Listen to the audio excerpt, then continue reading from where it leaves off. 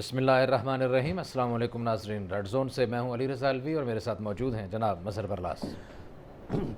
خواتین حضرات، آپ کی خدمت میں اسلام حسب سابق حسب روایت پاکستان کے لیے دعا۔ اللہ تعالی ہمارے اس عظیم وطن کو سلامت رکھے، یہ وطن ترقی کرے، یہاں خوشحالی ہو اور تمام لوگ خوشی سے زندگی گزاریں۔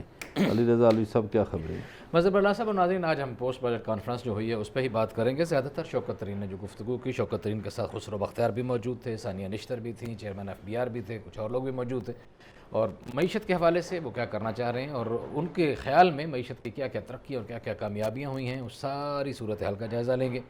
اور یہ بھی بتائیں گے کہ جو کل بات کی گئی تھی کل کے جو بجٹ سپیچ کے دوران کہ مہنگائی ہو رہی ہے، کال اور فون ہو رہا ہے سستا، اس حوالے سے بھی بات کریں گے کہ اس کی اصل صورتحال کیا ہے۔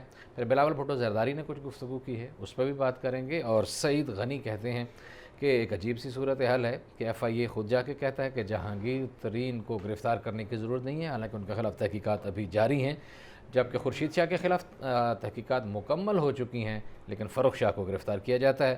لگتا ہے کہ یہ ادارے حکومت نے مخالفین کو، سیاسی مخالفین کو نقصان پہنچانے کے لیے، ان کو ڈرانے دھمکانے کے لیے رکھے ہوئے ہیں، لیکن چیئرمین نیب کہتے ہیں کہ یہ ہمارا ادارہ جو ہے وہ بالکل انصاف کی بنیادوں کے تمام تقاضوں کو پورا رکھتے ہوئے قوم اور ملک کی خدمت کر رہا ہے۔ مظہر برلاس صاحب، آج کی پریس کانفرنس آپ نے بھی سنی۔ شوکت ترین فرماتے ہیں، سب سے پہلے ہم ایک بات سے اس بات سے شروع کر لیتے ہیں کہ لوگ بہت زیادہ پریشان ہو گئے تھے کہ سارے بچوں کی تعلیم جو ہے وہ انٹرنیٹ پہ ہو رہی ہے، موبائل ٹیلی فون کالز پہ سارا کام چل رہا ہے، اسکولوں کا سلسلہ جو ہے، تعلیم کا سلسلہ، کالجز کا، یونیورسٹیز کا، تو اس کو اگر مہنگا کر رہے ہیں تو یہ کون سی قوم کی خدمت کر رہے ہیں؟ تو اس پہ شوکت ترین صاحب نے آج وضاحت پیش کی، انہوں نے کہا کہ ایسی کچھ نہیں ہو رہا، یہ ہم نے تجویز پیش کی تھی، وزارت کابینہ میں وزیر اعظم صاحب نے اس کو مسترد کر دی، اور انہوں نے کہا کہ یہ بالکل نہیں ہو سکتا، تو اس کو ہم بالکل نہیں بڑھا رہے، یعنی اب ٹیلی فون کال پہ 3 منٹ کے بعد کال بھی مہنگی نہیں ہوگی، انٹرنیٹ ڈیٹا کا جو یوٹیلائزیشن کا خرچہ ہے وہ بھی مہنگا نہیں ہوگا، SMS جو ہے اس پہ جو ٹیکس لگ رہا ہے وہ بھی مہنگا نہیں ہوگا۔ چلیں جی، اچھا ہوا، ایک تو یہ کنفیوژن دور ہوئی۔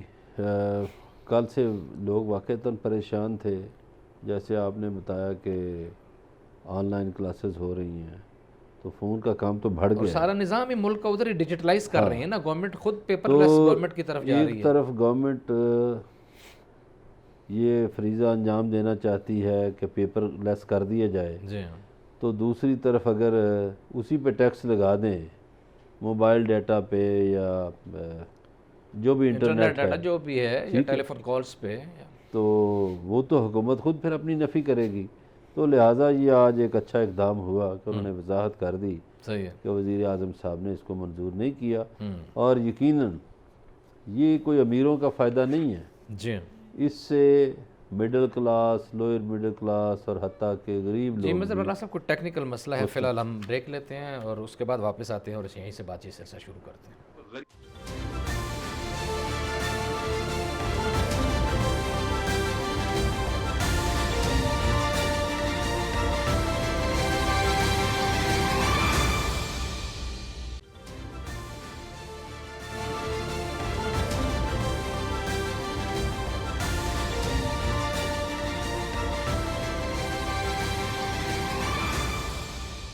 ویلکم بیک ناظرین، بریک پہ جانے سے پہلے ہم نے آپ سے ذکر کیا تھا کہ آج وزیر خزانہ شوکت ترین نے دو دوست ملکوں کا بڑی بارہا اپنی پریس کانفرنس میں ذکر کیا اور کہا کہ وہ دونوں ملک جو ہیں ہمارے ساتھ بہت اچھا تعاون کر رہے ہیں اور ان کے تعاون کی وجہ سے ہم مہنگائی پہ قابو پا رہے ہیں۔ جب صحافیوں نے ان سے بارہا یہ پوچھا کہ آپ کیسے مہنگائی پہ قابو پا سکتے ہیں جب آپ کہہ رہے ہیں کہ آپ نے پیٹرولیم مصنوعات سے اتنا پیسہ کمانا ہے، تو اتنا پیسہ پھر کمائیں گے تو ظاہر ہے کہ چیزیں مہنگی ہو جائیں گی۔ انہوں نے کہا مظہر برلاس صاحب کہ ایران جو ہے اس کے ساتھ ہمارے سارے معاملات ٹھیک ہو گئے ہیں، بہت حد تک، اور انہوں نے کہا کہ میں اعداد و شمار بالکل آپ کو فی الحال نہیں بتا سکتا، لیکن ایران سے ہمیں اتنی پیٹرولیم مصنوعات اتنے سستے داموں مل جائیں گی کہ یہ جو ہم اس سے کما رہے ہیں یہ تو بہت تھوڑی اماؤنٹ ہم نے رکھی ہے، ایک جو ہمیں اس سے کئی گنا زیادہ اس سے فائدہ ہوگا، ایک بات۔ دوسرا انہوں نے یہ بتایا کہ ہماری سعودی عربیہ سے بھی بات ہو گئی ہے اور سعودی عرب جو ہے وہ ہمیں ڈیفر پیمنٹس پہ دے رہا ہے، ڈیفر پیمنٹس پہ، اور خاص طور پر جو اوپر جو ٹیکسز کا جو معاملہ ہے اس سے بھی ایگزمپشنز کے ساتھ ایک خصوصی ان کے ساتھ بھی ایک پیکیج طے ہوا ہے، اس کی وجہ سے بھی اس کی طرف سے بھی ایک اتنا کھلا ڈولا پیٹرولیم آ جائے گی کہ پاکستان کی معیشت کو کوئی پریشانی نہیں ہونے لگی، جس طرح آپ نے UAE کا پہلے حوالہ دیا اور باقی دوست ملکوں کا دیا، تو یہ دوست ملک دونوں جو ہیں آئندہ ہمارے ساتھ کندھے سے کندھا ملا کے ہمیں سپورٹ دینے کے لیے موجود ہیں۔ اچھا، اس میں ایک بات تو یہ ہے کہ سعودی عرب سے تو چلو ایک خصوصی معاہدہ ہو گیا، جو ایران ہے، ایران ایک طویل عرصے کے بعد پھر ایک مرتبہ اس حکومت کو داد دینا پڑتی ہے جی کہ ایران سے ہمارے تعلقات بھٹو دور میں اچھے تھے، جی اس کے بعد ختم ہو گئے، جی ختم ہونے کی مترادف تھے نا، ہاں بس ایسے ہی کہ اس سے پہلے ایرانی فوج بھی ادھر ٹریننگ لیتی تھی، ایران کے بہت سے اہلکار ادھر ٹریننگ لیتے تھے، اور جیسے برادرانہ ملک رہتے ہیں ہم رہتے تھے، مگر پھر عرصہ یہ بیت گیا بہت سا، بیچ میں سال ہا سال گزر گئے، کسی نے توجہ نہ دی، تو اس حکومت کو اس لیے شاباش کہ اس نے ایران کے ساتھ بھی راہ و رسم بڑھائے ہیں۔ ہاں، اور درمیان میں جو لوگ اگر اور آئے بھی سی ٹریننگ کے لیے تو آپ کو پتہ چلا چوڑ چوک میں ہوا تھا، کیڈٹس مار دیے گئے ایرانی اور ان پہ حملہ کیا گیا تھا اور اس طرح جی کے ہاں، وہ مختلف ایک سوچ واقعات۔ جو چلی ہوئی ہاں تھی۔ جی اب یہ ہے کہ ایران کے ساتھ تو ہم بارٹر سسٹم بھی بہت اچھا کر سکتے ہیں، چونکہ ایرانی چاول بہت کھاتے ہیں اور ہم انہیں چاول مہیا کر سکتے ہیں، بہت سی چیزیں ہم دے سکتے ہیں ان کو، ایرانی بہت قالین، سی ایرانی سرامکس ادھر آ سکتی ہیں، ہمارے پاس سے بہت ہزاروں سی چیزیں، ایران سے چیزیں لے سکتے ہیں، سپورٹس کی چیزیں، فٹ بال وہاں اور بہت کھیلا جاتا ہے اور ہمارے ہاں یہ پاکستان سیالکوٹ اور انڈسٹری۔ ایران کے قریب آنے کی وجہ سے عالمی سیاست میں ایک بڑی تبدیلی آئی ہے کہ بہت سی استعماری طاقتیں پریشان ہیں کہ جب چابہار کی بندرگاہ بھی ایک ہی اتحاد کے پلڑے میں ہے اور گوادر کی بندرگاہ بھی اسی اتحاد کے پلڑے میں ہے، تو دوسرا اتحاد ہے اس کو یہ ظاہر ہے چبھے گی یہ باتیں، جی تو وہ چبھ تو رہی ہیں، لیکن پاکستان کا ایک طرح سے ایک ہمسایہ ملک سے، ایک برادر اسلامی ملک سے مراسم کا اس حد تک جانا بہت اچھی بات ہے، اسے سراہا جانا ہاں، چاہیے اور ہمیں اپنی ٹریڈ ان کے ساتھ اور بھی بڑھانی وہ چاہیے۔ دونوں سسٹر اچھا، ایک پورٹس۔ بات ملک کے اندر کی بھی کر لیں، جی یہ آج مجھے راول پنڈی سے کسی نے بتایا، آپ کو پتہ پچھلے دنوں یہ رنگ روڈ کا قصہ وصہ چلا تھا، اس کے بعد سے 1 مہینہ ہو گیا ہے، کوئی ڈی سی یا کمشنر توجہ نہیں دے رہا، راول پنڈی کے سارے پٹواری جو ہیں ہڑتال پہ ہیں، اچھا اور لوگ جن کے کام ہے، جنہوں نے رجسٹریاں کرانی ہیں یا کسی نے لٹھا دیکھنا ہے یا فرد لینے ہیں، وہ بیچارے رول رہے ہیں۔ ایسے ہی تو یہ چونکہ عوامی مسئلہ ہے، تو ہم پروگرام کے ذریعے درخواست کرتے ہیں کہ راول پنڈی کی انتظامیہ اور خاص طور پہ پنجاب حکومت اس بات کو یقینی بنائے کہ پنڈی کے شہری جو رل گئے ہیں ان پٹواریوں کے پیچھے، ان پٹواریوں کو ڈیوٹی پہ واپس لائیں، ان کی ہڑتال ختم ہو تاکہ لوگوں کا کام چل سکے۔ اچھا، مجھے اگلی خبر کی طرف جانا تھا لیکن آپ نے یہ رنگ روڈ کی بات دوبارہ کی، تو یہ کیا ہوا ہے کہ رنگ روڈ پہ بڑا شور شرابہ اٹھا تھا اور اچانک یہ بالکل خاموشی چھا گئی ہے، یہ حسن اتفاق ہے یا حسن اہتمام؟ اصل میں رنگ روڈ کا مسئلہ اتنا نہیں تھا، یہ 2-4 وزیروں کے آپس میں اختلافات تھے، اس کی وجہ سے یہ زیادہ مسئلہ اٹھایا گیا۔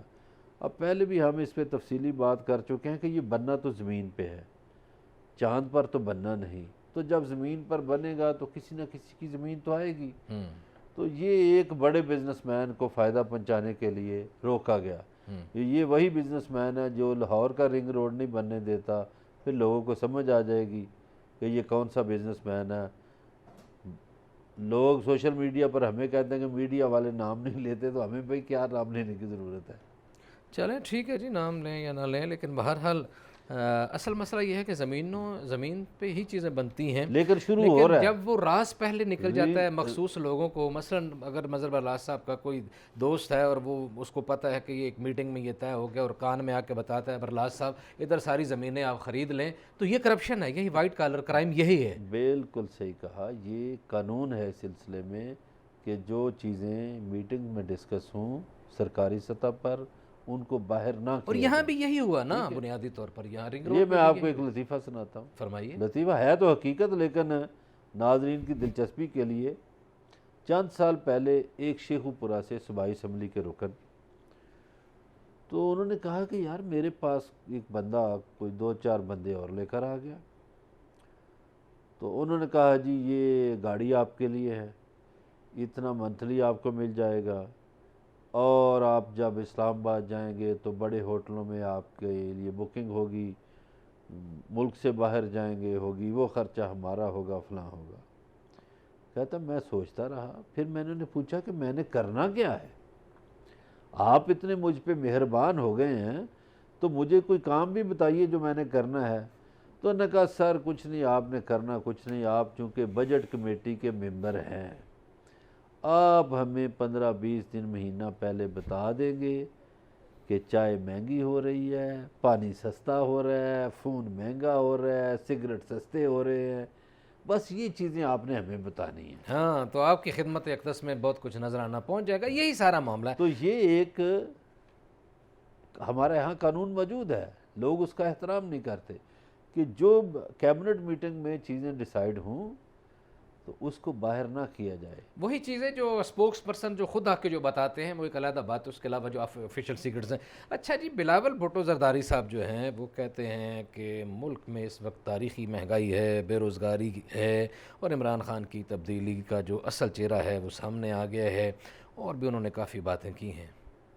مہنگائی کی باتیں تو انہوں نے کل بھی کی تھی، جو اور باتیں کی ہیں وہ آپ نے نہیں بتائی علی رضا علوی نہیں، صاحب، میں وہ آپ کیوں نہیں بات بتاتے؟ شروع کروں گا نا اس کی وہ طرف جو باتیں آج جو انہوں نے آج اندر کی لڑائی جو ان کی اپنی پی پی ڈی ایم کی جو لڑائی ہے وہ جو آپ چوراہے اصل پہ میں تو وہ گرجے برسے پی ڈی ایم پہ ہیں کہ نہ یہ جمہوری ہیں، نہ یہ کوئی اتحاد ہے، نہ ان میں تحریک چلانے، یہ جمہوری نہیں ہے۔ بلاول بھٹو نے تو یہاں تک کہہ دی کہ یہ جمہوری نہیں ہے، ٹھیک ہے۔ دینا استعفے کی باتیں کرتے تھے، اور اگر انہوں نے اسی طرح چلنا تھا تو یہ پیپلز پارٹی میں شامل ہو جائیں، اگر انہوں نے ہماری پالیسی کے مطابق چلنا ہے دے دیں استعفیٰ، کیوں نہیں دیتے؟ صحیح ہے آج تو بڑا رگڑا ہے انہوں نے۔ جی، آج بڑا رگڑا ہے، بڑے غصے میں تھے، وجہ کیا ہے ویسے؟ وہ چونکہ یہ مذاق واق ان کا اڑاتے رہتے ہیں پی ڈی ایم والے بھی کہ جی ہم دیکھیں، انہوں نے شو کاز نوٹس ان کو جاری کیا تھا، یہ بڑی توہین کی تھی انہوں نے ایک بڑی سیاسی پارٹی کی، اور وہ بھی سچے ہیں کہ کیوں نہیں استعفے دیتے۔ صحیح ہے۔ تو وہ جو آپس کی لڑائیاں ہیں نا، وہ آج ذرا بلاول صاحب کو زیادہ غصہ چڑھا ہوا تھا، وہ کر دی بات انہوں نے۔ باقی ان کی یہ بات جائز ہے، اس پہ ہم نے کل بھی بات کی تھی کہ مہنگائی کے مطابق تنخواہیں بڑھنی چاہیے۔ سعید غنی کہتے ہیں ایف آئی اے اور نیب جو ہے وہ حکومت کے اہلکار کے طور پر مخالفین کو دبانے کے لیے کام کر رہی ہے۔ فاروق شاہ تو گرفتار ہو جاتا ہے، جو انکوائری مکمل ہو چکی ہے، اور جس کی انکوائری جاری ہے اس کے لیے علیم خان کے لیے خود ایف آئی اے کہتی ہے، علیم خان کہہ رہا ہوں، وہ جہانگیر ترین کے لیے خود کہتے ہیں کہ آپ نے ان کو گرفتار نہیں کرنا۔ دیکھیے، آج 2-3 حوالوں سے سندھ کی اور وفاق کی لڑائی رہی۔ ایک تو یہ ہے کہ وہ خورشید شاہ کے بیٹے کو گرفتار کر لیا۔ اچھا، جو اسلام آباد میں بھی گرفتاریاں ہوئی ہیں، کوئی سی ڈی اے کا ڈائریکٹر بھی کوئی آج گرفتار ہوئی ہے، نیب تو سب کو گرفتار کر رہی ہے جو بھی کرپٹ ہوگا۔ اب ایف آئی اے والوں نے جو کہا ہے ترین صاحب کو، مجھے نہیں پتا کیا کہا ہے اس میں، باقی شوگر میں یہ وزیر اعظم کا کہنا ہے کہ وہ مافیاز کو معاف نہیں کریں گے۔ جہاں تک علیم خان کا تو خیر ذکر نہیں ہوا۔ صحیح ہے۔ ایک بہرحال فواد نے بھی بات چھیڑی ہوئی ہے۔ ہاں، بہرحال مختلف باتیں ہیں، چل رہی ہیں، گرفتاریاں بھی ہو رہی ہیں اور انکوائریاں بھی ہو رہی ہیں، اور سارے معاملات آگے بھی بڑھ رہے ہیں۔ دیکھیے یہ معاملہ کہاں جا کے رکتے ہیں اور اس ملک کو کرپشن سے کب تک پاک کر کیا جا سکتا ہے۔ کل ہمارے ساتھ رہیے کہ انشاءاللہ ملاقات ہوگی کل۔ اپنا خیال رکھیے گا، اللہ نگہبان۔ آج اتنے۔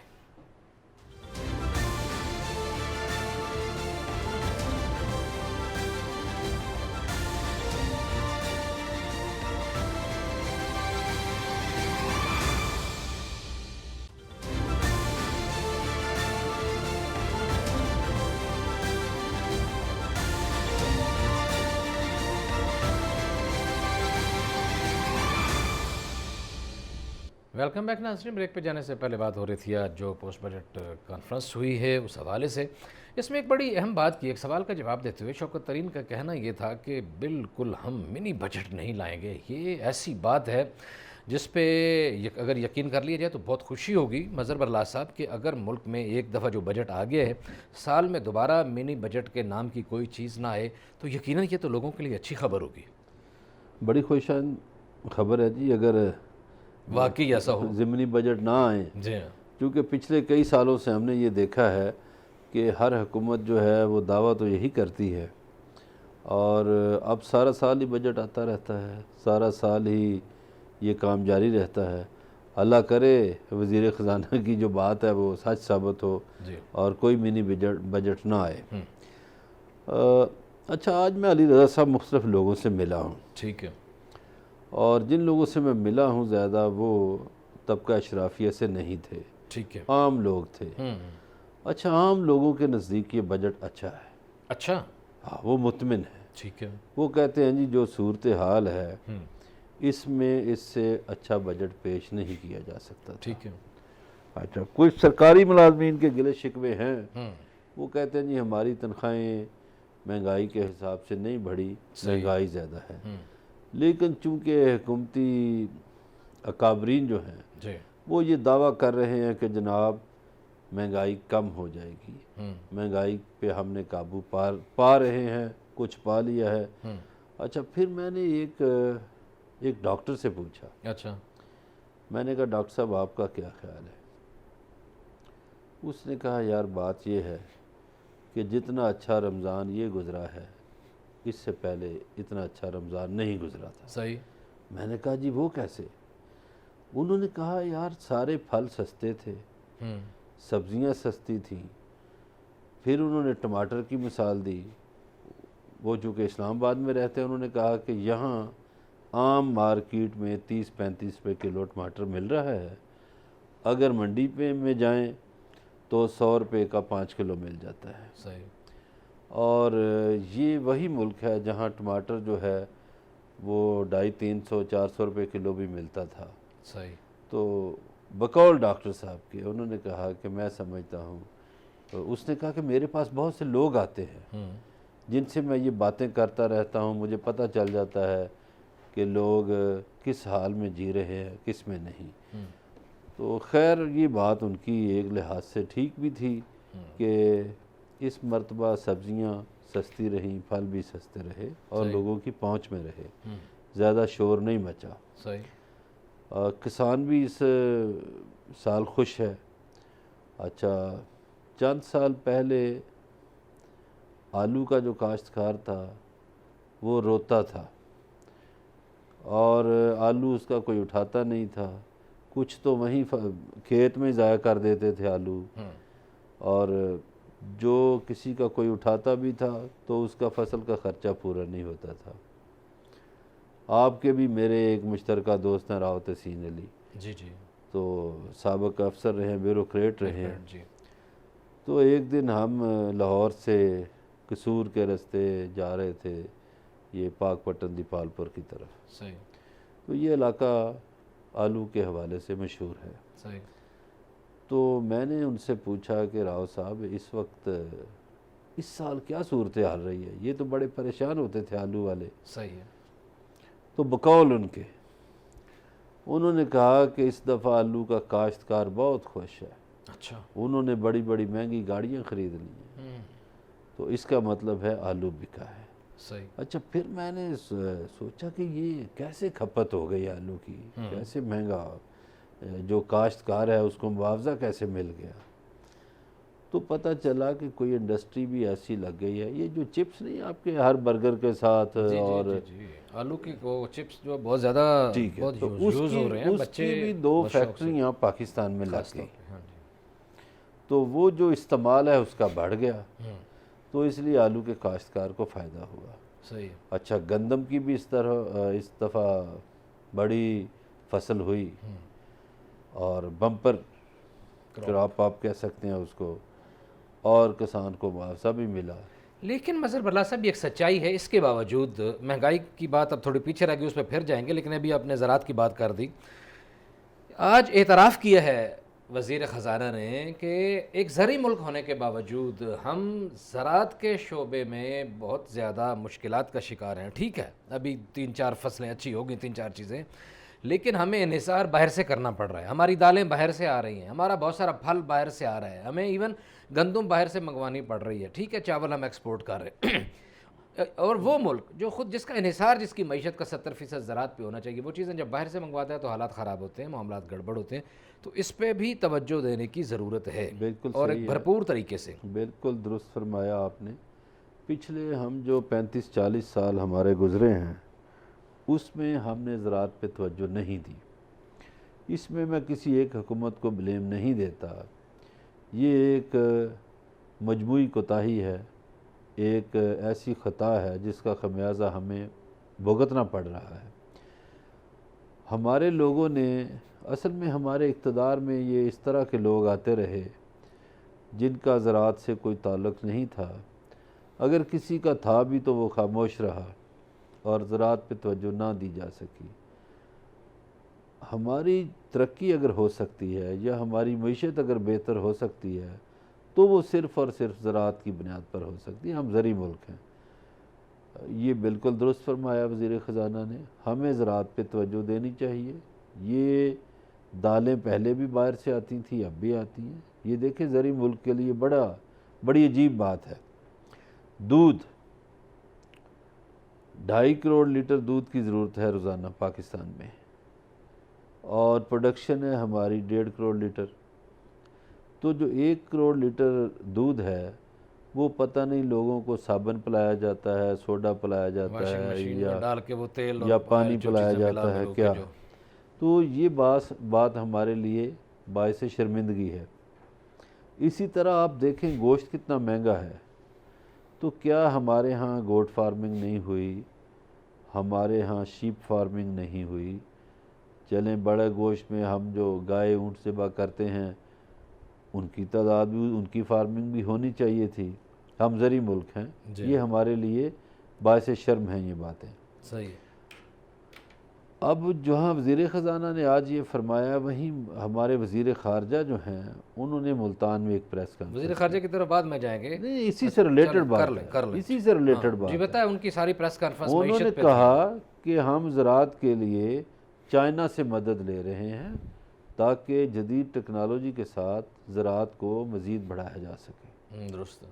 تو اگر ہماری زراعت میں سائنس شامل ہو جائے تو میں سمجھتا ہوں کہ ہم بہت آگے جا سکتے ہیں، بہت آگے جا ہم پروڈکشن بڑھا سکتے ہیں، ہمارے پاس زمین ہے، پانی ہے۔ اچھا، وزیر خزانہ کی پریس کانفرنس سے ایک بات پتہ چلی کہ وہ تمام ٹی وی شوز کو بڑے غور سے دیکھتے ہیں، کیونکہ ایک جب بندے نے سوال کرنا شروع کیا تو انہوں نے اس سے پہلے ہی کہا کہ رات کو تو آپ بڑی تنقید کر رہے تھے، تو میں آپ کا پروگرام، تو اس سے اندازہ ہوا، اور مجھے یہ لگتا ہے کہ کہیں نہ کہیں سے کبھی کوئی وہ ہمارا بھی شاید انہوں نے پروگرام دیکھا ہے، کیونکہ رات کو جو ہم نے بات ڈسکس کی اس پہ آج انہوں نے بڑی تفصیلی بات کی۔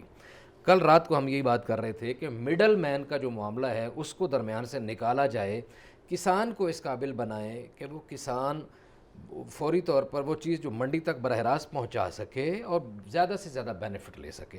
ٹماٹر ہو یا پیاز ہو یا کوئی بھی چیز ہے جو اس کا ایک مثال کے طور پر جسے بھی دی جا سکتی ہے، جو 5، 10، 20 روپے کی وہ وہاں سے ایک مڈل مین اٹھاتا ہے اور مارکیٹ میں اس کو 500 گنا زیادہ یا 10 گنا یا 100 گنا زیادہ بیچتا ہے، تو اس کا فرق ہو، آج اس پہ بھی بڑی انہوں نے ڈیٹیل بات کی۔ بالکل یہ فرق ختم ہونا چاہیے، اس لیے کہ یہ پرائس پے کرتا ہے کسٹمر یا پے کرتا ہے کسان، اور دونوں وہی متاثر ہوتے ہیں، اینڈ والا کنزیومر بھی یا پہلے والا کسان بھی، درمیان اچھا والا۔ اب دیکھیں پیدا کرنے والا جو ہے، جو وہاں تخلیق کر رہا ہے، فصل اگا رہا ہے، چلیں ہم اگانے والا کہہ رہے ہیں، محنت کر رہا ہے جو، اچھا جو بنیادی طور پر محنت کر کے اگاتا ہے فصل، وہ بھی گھاٹے میں رہتا ہے، وہ بھی نقصان میں رہتا ہے، اور جو کسٹمر ہے، گاہک ہے جو خریدتا ہے، وہ بھی بیچارہ نقصان میں رہتا ہے۔ تو بیچ والا جو ہے، جو پل ہے، جی ہاں، وہ سارا ہڑپ کر جاتا ہے کام۔ ایسے ہی اس پل کو ختم کرنا چاہیے۔ یہ پیورلی جو لوگ ہمارے ناظرین بوڑھے ہیں ان کو اندازہ ہے اس بات کا، یہ پیورلی ہندو ساہوکاروں والا طریقہ کار ہے ایسے ہی جو پاکستان کی آڑتی نے اپنا رکھا ہے۔ یہ ہندو ساہوکاروں والا سارا کھاتا ہے کہ وہ کسان تو بیچارہ قرضے ہی اتارتا رہتا ہے، وہ اس طرح قرضوں میں لپیٹ لیتے ہیں۔ یہ چھوٹے چھوٹے IMF ہیں بنے ہوئے، صحیح ہے، ٹھیک ہے، یہ آپ کے پنجاب کے مختلف قصبوں میں، چھوٹے شہروں میں یہ چھوٹے چھوٹے IMF بنے ہوئے ہیں۔ وہ زمیندار اپنی فصل بیچارہ اگانے کے لیے، کھاد لینے کے لیے اس ساہوکار سے پیسے لیتا ہے، پھر وہ کٹواتا رہتا ہے ادھر، اور اسے خود کچھ بچتا نہیں۔ تو یہ جو مڈل مین کا رول ہے، یہ جتنی جلدی ختم ہو جائے، اس سے ایک تو جو ہمارے 75% لوگ دیہاتوں میں رہتے ہیں وہ خوش ہوں گے، ان کی انکم بڑھے گی، اور جو ہمارے 35% لوگ شہروں میں ہیں جو خریدتے ہیں دکانوں سے جا کے یہ چیزیں، سبزیاں یا پھل خریدتے ہیں یا اناج خریدتے ہیں ان کی بھی بہتری ہو جائے گی. اس لیے بہتری ہو جائے گی کہ ان کو سستی ملیں گی چیزیں, درست ہے. تو ایک مہنگائی کا تاثر بھی ختم ہو جائے گا. حکومت کے لیے بھی یہ اچھی بات ہے صحیح ہے. کہ مہنگائی کے خلاف آوازیں نہیں اٹھیں گی, تو حکومت کو جتنی جلد ہو سکے وہ یہ کام کریں, سرکاری طور پر اس کو مینج کریں. انہیں محکمہ نیا بنانا پڑتا ہے, بنا دیں, کیونکہ یہ لوگوں کے لیے ہے. نہیں, انہوں نے ایک تجویز دی, انہوں نے کہا کہ ہم یہ سوچ رہے ہیں کہ ہر ڈسٹرکٹ لیول پہ ہم اس طرح کا ایک سسٹم کریٹ کریں گے کہ جو متعلقہ ضلع کے دیہات سے جو فصلیں آئیں گی, جو چیزیں آئیں گی, جو سبزیاں یا پھل یا جو بھی ہے جو چیز آئے گی اس کی چیکنگ سسٹم ٹھیک ہوگا, اور متعلقہ ضلع کا ڈی سی جو ہے وہ ذمہ دار ہوگا کہ وہ چیزوں کی قیمتوں کو جو ہے وہ ٹھیک یقینی بنائے, اور جو چیز وہاں سے آ رہی ہے اور اس کا درمیان میں جو اس کا سلسلہ اگر ہے بھی تو ایک جائز منافع کی حد تک رہے, تاکہ اینڈ کنزیومر بھی متاثر نہ ہو اور پہلے والے شخص کا بھی استحصال نہ ہو. اگر یہ واقعی ایسا سلسلہ لا سکتے ہیں, اس طرح سسٹم بنانے میں یہ کامیاب ہو جائیں, تو یہ تو ان کی بلے بلے ہو جائے گی, بڑی کامیابی ہوگی, بڑی کامیابی اور بڑا اچھا کام ہو جائے گا. اور جو ہم جدید سائنس لانا چاہتے ہیں زراعت میں, اس کا بھی بڑا فائدہ ہوگا. دیکھیے اب ایسی جدید ٹیکنالوجی آ گئی ہے کہ آپ چھوٹے سے رقبے پہ کوئی فصل کاشت کریں تو وہ ٹنوں میں آپ اس کی فصل سمیٹ سکتے ہیں, جو پرانے طریقہ کار کے مطابق نہیں تھا. تو اگر چائنا ہمیں جدید ٹیکنالوجی دیتا ہے سائنس کے حوالے سے, ان کا ایک سینٹر ہے ہرمچی کے قریب بنا ہوا چائنیز کا, زراعت کے حوالے سے بہت بڑا سینٹر ہے جہاں وہ تجربے کرتے رہتے ہیں. تو اگر ان تجربات سے ہم فائدہ اٹھائیں اور اپنی فصلوں کی پیداوار بڑھائیں تو یقیناً ہم خود کفیل بھی ہوں گے اور ہماری برآمدات میں بھی اضافہ ہوگا. بالکل ٹھیک اور ہے. ملک کو فائدہ ہی فائدہ ہوگا. اچھا, گورنمنٹ نے اس میں رواں سال کچھ 625 ارب روپے صرف پیٹرولیم سے حاصل کرنے کے لیویج سے, اس ٹیکسز سے حاصل کرنے کا کوئی پروگرام بنایا ہے. جب اتنی ہیوج رقم اس سے صرف ٹیکس پیٹرولیم سے حاصل ہونے کی ہے, تو پھر یقینی وجہ یہ ہے, یقینی بات ہے, ایک سوال پیدا ہوتا ہے کہ یہ پیٹرول بہت مہنگا کریں گے, پیٹرولیم مصنوعات کو مہنگی کریں گے, ڈیزل مہنگا ہوگا اور اس سے متعلقہ ساری چیزیں مہنگی ہوں گی. اور اگر یہ پیٹرولیم مصنوعات مہنگی ہوں گی تو پھر کیسے ممکن ہے کہ یہ کہتے ہیں کہ مہنگائی نہیں ہوگی, منی بجٹ نہیں آئے گا, پھر یہ کیسے کنٹرول کریں گے؟ دیکھیے, ایک تو یہ ہے کہ ہمارے ہاں آئل ریفائنریز لگ رہی ہیں.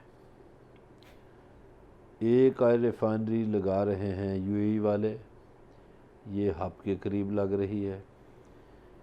ایک آئل ریفائنری گوادر میں لگ رہی ہے. ایک آئل ریفائنری لگانے کا پروگرام یہ ڈیرہ اسماعیل خان سے تھے نا, سینیٹر وقار اور سینیٹر گلزار کے صاحبزادے, وہ لگانے کی کوشش کر رہے ہیں. تو یقیناً اس سے آئل سیکٹر کے ذریعے پیسے آئیں گے ہمارے پاس. جہاں تک یہ سوال ہے کہ مہنگائی پیٹرولیم سیکٹر میں ہوگی, میرا خیال ہے کہ وزیر اعظم اس سے اتفاق نہیں کریں گے, چونکہ پچھلے 2-3 مہینوں میں اوگرا نے بڑی سمریاں پیش کی کہ پیٹرول مہنگا کر دیا جائے, لیکن وزیر اعظم نے وہ سمریاں مسترد کر دی. ایک سوال یہ ہے علوی صاحب بڑا اہم کہ یہ اوگرا جو ہے اس کا کیا فائدہ ہے, یہ کس لیے بنائی گئی ہے؟ ہر 15 دن ریٹ مہنگا کر دیتا ہے. نہیں, مطلب آپ کسی کو تنخواہ دیتے ہیں, کوئی جواز ہے. جب ایک وزارت آپ کے پاس پوری کام کر رہی ہے, وزارت پیٹرولیم, جی, پھر اس اوگرا کو بنانے کا کیا تک ہے, یہ مجھے آج تک نہیں سمجھ آئی. دیکھیے, ایک وزارت ہے آپ کے پاس, وزارت پیٹرولیم کام کر رہی ہے, ٹھیک ہے, کام کرے. اوگرا اتنا بڑا ڈپارٹمنٹ کھڑا کر دینا اور اس کے لوگوں کو تنخواہیں دینا, یہ لوگوں کے ٹیکسوں کا پیسہ ہے. ظاہر ہے. اور کام ان کا کیا ہے کہ جی یہ وہ ہر مہینے ایک سمری بھیج دیتے ہیں کہ اتنا پیٹرول مہنگا کر دو. اچھا, یہ اگر سادہ سی بات ہے تو وہ کوئی ایک عام آدمی بھی کہہ سکتا ہے پیٹرول مہنگا کر دو جی. صحیح. پھر اتنے بڑے محکمے بنانے کی کیا ضرورت ہے؟ تو اس پہ ہماری درخواست ہے وزیر اعظم پاکستان سے کہ وہ غور کریں اور سوچیں کہ اس اوگرا کی کیا ضرورت ہے. ایک بڑی پیٹرولیم کی وزارت ہوتے ہوئے اوگرا کی مثلاً یہ جن ملکوں میں تیل نکلتا ہے, یہ جو متحدہ عرب امارات ہے, وہاں کا جو پلاننگ ہیڈ ہے ان کی وزارت پیٹرولیم، ایک ہی وزارت ان کی اہم ہوتی ہے، ظاہر ہے پیٹرول ہی ہے وہاں، تو اس کا جو ہیڈ ہے میرا کلاس میٹ ہے، صحیح ہے، وہ میں نے اس سے پوچھا آپ کے ادھر کو اوگرا شوگرا کوئی اس طرح کی چیز ہے؟ اس نے کہا نہیں ادھر بس ایک وزارت ہے اور کچھ نہیں ہے، ایسا ہی ہے، یہ جھنجھٹ پالے نہیں، یہ تو پاکستان میں جھنجھٹ پالے ہوئے ہیں۔ یہ جو کل بھی ہم نے بات کی تھی نا کہ بزنس کرتے وقت اب اوگرا کا ایک اور بھی چکر ہے، آپ نے آئل سیکٹر میں کوئی بزنس کرنا ہے، کوئی پیٹرول پمپ لگانا ہے یا کچھ بھی، اس میں اوگرا کی بھی 6 منظوریاں ڈال دی گئی ہیں جی ہاں، جواز قائم کرنے کے لیے، تو اس کو بھائی ختم کریں، اس کی جگہ کوئی اور ڈپارٹمنٹ قائم کر لیں جس کا لوگوں کو فائدہ ہو۔ اور وہ جو منظوریاں ہیں وہ منظوریاں لینا بھی جوئے شیر لانے کے مترادف ہے جی کہ ہاں، وہ اتنا آسان کام نہیں ہے، اور اتنا مال جس بندے نے ادھر انویسٹمنٹ کرنی ہے یا کوئی کاروبار کرنا ہے، کوئی گیس کمپنی بنانی ہے، کوئی اور کام کرنا ہے، کوئی سلسلہ، تو اس کی این او سی کے لیے، اس کا لائسنس لینے کے لیے جتنا اس نے ادھر انویسٹمنٹ کرنی ہے، اتنی اس سے متعلقہ کچھ افسر ایسے بیٹھے ہوئے ہیں، ماضی میں کچھ ایسے افسر بھی ماشاءاللہ بیٹھے ہوئے ہیں جنہیں کچھ محکموں سے ٹھیک ٹھاک مال پانی کمانے کی وجہ سے سسپینڈ کیا گیا، کچھ ایسے لوگ بھی بیٹھے ہوئے ہیں جن کے باقاعدہ اخبارات میں اشتہارات چھپے کہ یہ مال پانی لے کے بھاگ گئے ہیں، ان کے خلاف کارروائی کریں، وہ اوگرا میں اس وقت بیٹھ کے ایمانداری سے کام کر رہے ہیں۔ واہ واہ، اور وہ ایک بات جو کہی جاتی ہے عرف عام میں کہ ڈاکو بھی بڑی ایمانداری سے کام کرتے ہیں، نہیں وہ کام ہو رہا ہے نہیں، نا۔ وہ تو کہتے ہیں نا دھندا ہے پر گندا ہے، اور وہ بھی کہتے ہیں کہ 2 نمبر دھندا ہے لیکن ہوتا پوری ایمانداری سے پوری ہے، ایمانداری سے، دھندا پوری ایمانداری سے اس کرتے ہیں۔ طرح کے اور بھی کئی ڈپارٹمنٹ ہیں، جیسے میں ایک دن ادھر سے گزرا تو ایک مجھے نظر آیا انرکان، او بھائی یہ کیا چیز ہے؟ کئی ادارے اسلام آباد میں ایسے ہیں جن کا عام پاکستانیوں کو پتہ ہی نہیں ہے، ان کے پاکستانی ناموں عام کا نہیں چھوڑ دیں، پتہ، بڑے ایکٹیو لوگ، بڑے ایکٹیو جرنلسٹ، ایکٹیو سوسائٹی میں کام کرنے والے لوگ، ان کو کوئی پتہ نہیں۔ تو ان محکموں کو خدا کے لیے ختم کریں، ان کا کوئی فائدہ نہیں، یہ عوامی بھلائی کے منصوبوں پر پیسے لگائیں، عام آدمی تک پہنچنے چاہیے۔ ایسے ہی۔ اچھا جی، قرضے ہمارے ملک کے لیے ایک بڑی مصیبت بنے ہوئے ہیں، اور ماضی میں بھی بڑی کھلے ڈلے قرضے اٹھائے گئے، باپ کا مال سمجھ کے اس ملک کو لوٹا گیا، اور موجودہ دور میں بھی بڑے قرضے لیے گئے۔ 30 خرب 60 ارب روپے جو ہیں وہ مختص کیے گئے ہیں قرضوں کی ادائیگی کے لیے رواں سال کے بجٹ میں۔ ظاہر ہے جی، آپ نے قرضہ لیا ہوا ہے، آپ کے ملک نے لیا ہے، جو بھی حکمران تھا جس نے بھی لیا تو پاکستان کے نام پر، جی جی، تو پاکستان کو ادا کرنا پڑے گا۔ ایسے ہی۔ تو ایک ویسے ہے اس حکومت کو ایک شاباش دینی چاہیے کہ یہ قرضے اتار رہے ہیں، صحیح ہے، یہ نہیں کرتے کہ قرضے اتارنے کے لیے مزید قرضہ لے رہے ہیں، یہ نہیں کام کر رہے، صحیح۔ یہ ایک اچھی ان کی بات ہے موجودہ حکومت کی، کہیں شاباش بھی دے دینی چاہیے حکومت کو جو اچھا کام کر رہے نہیں، ہیں۔ لیکن یہ ایک حقیقت ہے کہ انہوں نے 3 برس میں 2.5-3 برس میں جتنا قرضہ لیا، پچھلی حکومت نے 5 برسوں میں بھی، بلکہ 10 برسوں میں بھی اتنا قرضہ نہیں لیا گیا، اور وہ دعویٰ یہ بھی کرتے ہیں کہ ہم نے تو موٹر ویز بھی بنائے، سڑکیں بھی بنائیں، آپ نے تو اللہ کے کرم سے کوئی ایک نالا بھی نہیں بنایا۔ انہوں نے جتنے قرضے لیے تھے، یہ بحث لمبی ہو جائے گی، وہ تو ملک کو دیوالیہ کر کے جا رہے تھے، اور ڈار صاحب جو بڑے ایمانداری کا چورن بیچتے ہیں، وہ ادھر لندن میں نمازیں پڑھتے، ادھر آ کے لاہور میں پڑھ لیں، اسلام آباد میں پڑھ لیں، ٹھیک ہے، وہ تو ملک کو دیوالیہ کر کے چلے گئے تھے۔ یہ تو کل بھی ہم نے بات کی تھی کہ اگر ہمارے دوست ملک کھڑا نہ ہوتے، ہماری مدد اس وقت نہ کرتے مشکل صورتحال میں، تو یہ ملک دیوالیہ ہو جاتا۔ تو وہ جو قرضے لیے ہوئے ہیں، اصل میں یہ ٹیکنیکل بات اس طرح ہے کہ سود در سود جو چیزیں بڑھتی ہیں نا قرضوں کی، جی، مثلاً ایک بندے نے 5 کروڑ روپیہ قرضہ لیا 20 سال پہلے، وہ بڑھتا بڑھتا اب کوئی 100 کروڑ بن گیا ہے۔ ایسا ہی ہے، ٹھیک صحیح، ہے، سود در سود کی وجہ سے۔ اچھا، دوست ممالک کی بات کی برلا صاحب نے، دوست ممالک اگر واقعی ہمارا ساتھ نہ دیتے تو معیشت کا بڑا کام خراب ہونے والا تھا، اور ابھی بھی ہمارا دوست ممالک میں بہت سارا انحصار ہے۔ وزیر خزانہ نے کچھ 2 دوست ملکوں کا خاص طور پر ایک نہیں کئی دفعہ ذکر کیا آج کی پریس کانفرنس میں، اور بڑے حوصلے سے اور بڑے مان سے کہا کہ وہ ہمیں بڑی تقویت دے رہے ہیں۔ وہ کون سے ملک ہیں ان پہ بھی بات کریں گے، ہمارے ساتھ رہیے گا، ملتے ہیں بریک کے بعد۔